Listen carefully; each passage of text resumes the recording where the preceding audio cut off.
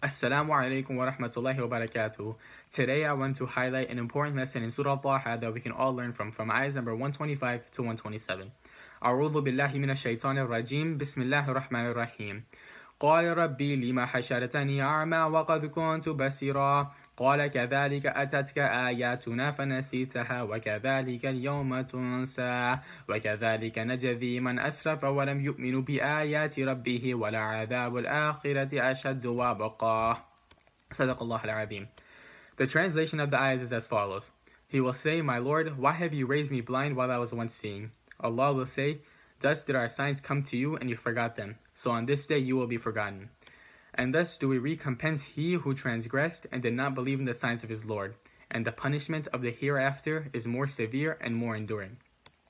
If you were to put the remembrance of Allah, His Deen, following the Sunnah, the first and foremost in your life, ahead of all the worldly gain, you might suffer some financial loss, slightly less worldly prominence, but what's the worst that can happen to you in this temporary life?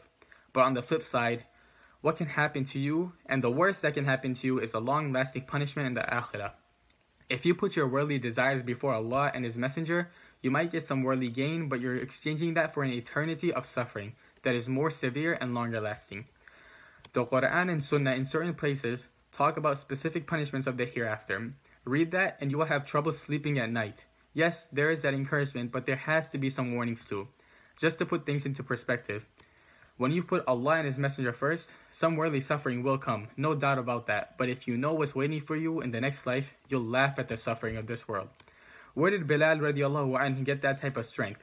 Being dragged on the streets, lashed and out in the sun all day long, he said, Ahadun Ahad, remembering Allah, so Allah remembers him on Yawmul Qiyamah.